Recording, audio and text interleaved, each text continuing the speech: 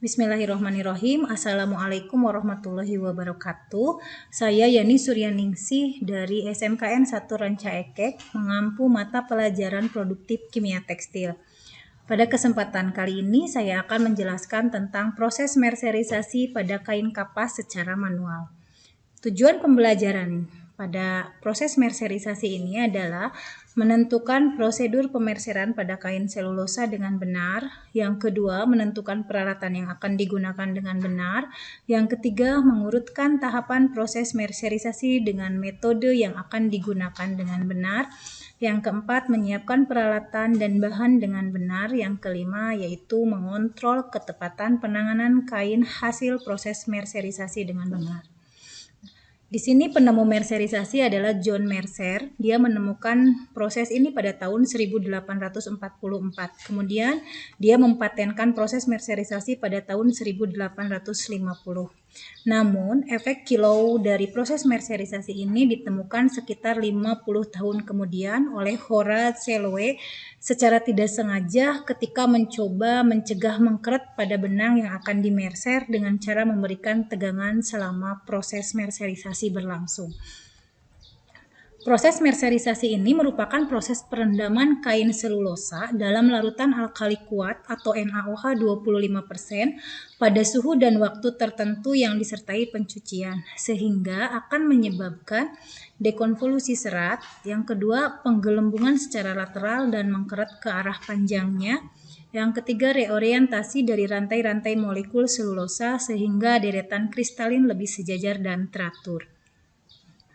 Proses merserisasi ini dapat dilakukan yang pertama sebelum maupun sesudah pengelantangan, yang kedua sesudah proses pemasakan atau scoring, tetapi belum diproses pengelantangan, akan memberikan efek sifat pegangan yang lebih lunak atau soft dibandingkan dengan yang dilakukan sesudah pengelantangan. Nah, ini merupakan gambar perubahan penampang lintang serat kapas selama proses merserisasi. Bisa terlihat di posisi nomor 1, itu adalah penampang melintang sebelum proses merserisasi. Jadi masih nampak seperti ginjal. Nah, ini untuk serat kapas memang bentuk aslinya seperti ini, seperti ginjal. Kemudian yang kedua sampai ke nomor 5, di situ ada perubahan penampang melintang dari mulai penampangnya seperti ginjal kemudian akan menggelembung sedikit demi sedikit sampai pada akhirnya terlihat di nomor 5 itu proses pengembangan dalam suasana alkali yang maksimum. Ya, kemudian di posisi nomor 6 dia mengkeret kembali pada saat proses pencucian dengan air. Dan yang ketujuh telah mengkeret sama sekali setelah proses pengeringan. Jadi bisa diperhatikan dari posisi nomor 1 di awal ini dengan posisi nomor 7. Kalau nomor 1 itu masih dalam bentuk ginjal, sedangkan nomor 7 dia sudah menggelembung sempurna. Sehingga nanti ini di posisi nomor 7 ketika penampang melintangnya sudah bulat, itu akan mempengaruhi ke beberapa hasil di akhir setelah proses merserisasi. Nah, reorientasi molekul serat kapas ini pun berbeda setelah dan sebelumnya.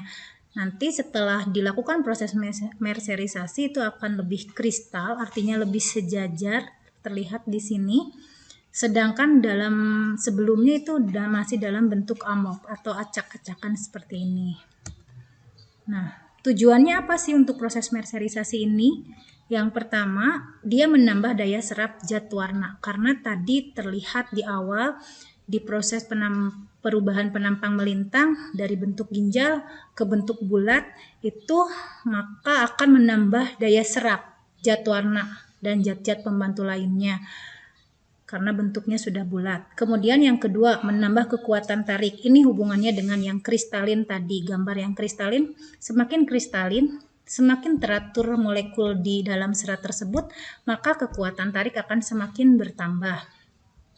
Yang ketiga, meningkatkan kilau, itu karena efek tadi yang sama, masih dari yang kristalin tersebut, artinya lebih sejajar, molekulnya lebih rapih. Ketika ada sinar datang pada permukaan yang lebih rata, maka dia akan memantulkan kembali sesuai dengan hukum fisika. Sinar datang sama dengan yang dipantulkan itu, maka kilaunya akan lebih meningkat dibandingkan dengan yang bersifat amorf atau acak-acakan. Nanti ketika ada sinar yang datang ke permukaan yang amorf, itu akan berbaur yang dipantulkannya pun, sehingga tidak akan menghasilkan efek kilau yang bagus.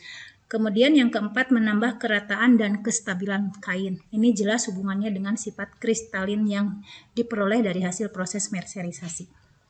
Nah, kemudian apa saja sih faktor yang berpengaruh pada proses merserisasi itu? Yang pertama ada zat yang digunakan. Di sini tentunya NaOH untuk kain kapas. Kemudian suhu pada saat proses, lamanya pengerjaan, tegangan pada proses pengerjaan, kemudian kualitas bahan dari yang akan dikerjakan proses merserisasi, dan anyaman bahan yang akan dilakukan proses merserisasi.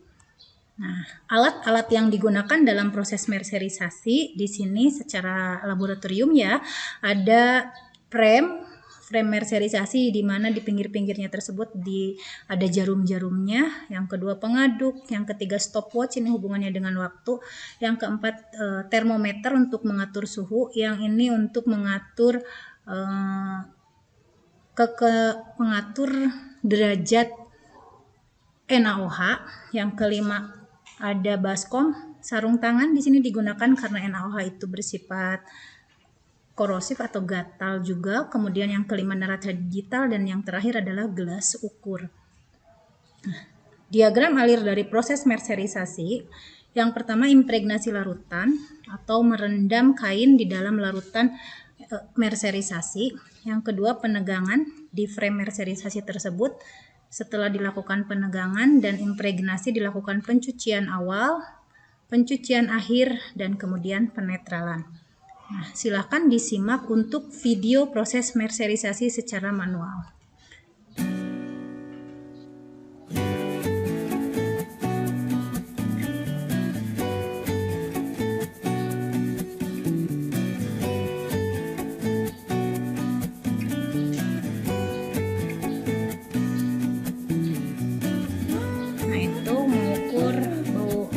Dengan baumeter, kepekatannya dimasukkan baumeternya ke dalam larutan NaOH. Kemudian pastikan baumeter dalam keadaan melayang pada larutan, tidak menyentuh dasar gelas ukur.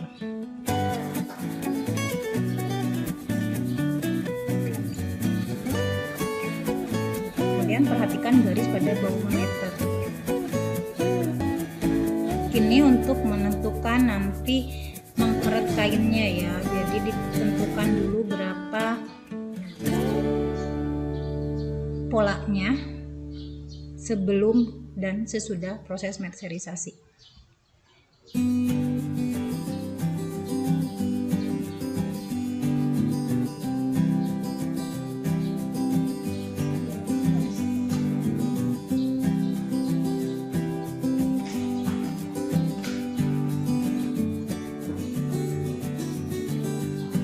Pastikan gunakan alat tulis yang tidak mudah luntur ya jika terkena larutan alkali, agar nanti setelah proses masih bisa dilakukan pengukuran pada bujur sangkar tersebut.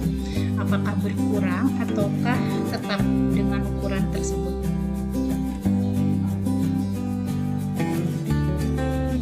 Ini setelah proses merserisasi, ukur kembali menggunakan penggaris baik arah lusi maupun arah pakan dari kain tersebut. Apakah ada perubahan?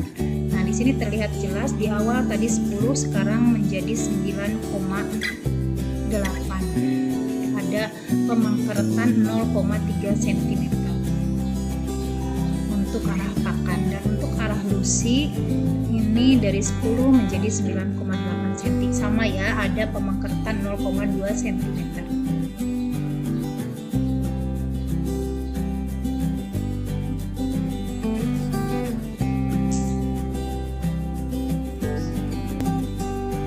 Kemudian ini proses merserisasinya. Yang pertama, tempelkan kain yang akan dilakukan merserisasi pada frame merserisasi.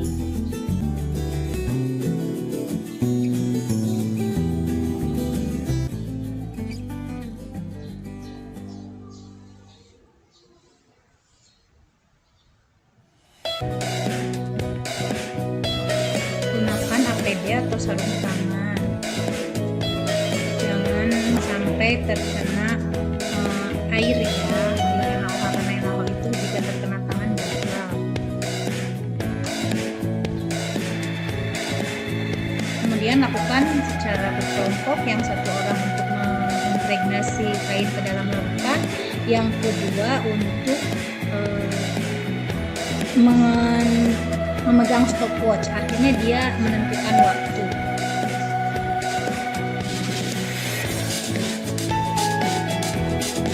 Oke, rendam atau impregnasi larutan sesuai dengan waktu yang ditentukan.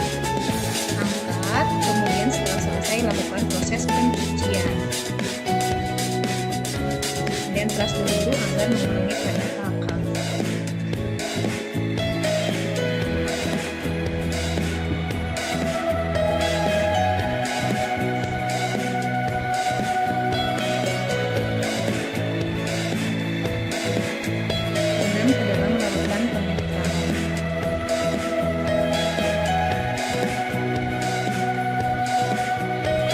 Setelah penetralan pada permukaan kain dalam kondisi tidak licin, lakukan proses pembilasan dan pengeringan, dan jangan lupa untuk mengukur kembali marking bujur sangkarnya seperti yang dilakukan tadi di awal video ya. Pastikan dalam keadaan kain sudah kering sempurna. Mungkin itu proses merserisasi, materi proses merserisasi. Sekian dan terima kasih. Assalamualaikum warahmatullahi wabarakatuh.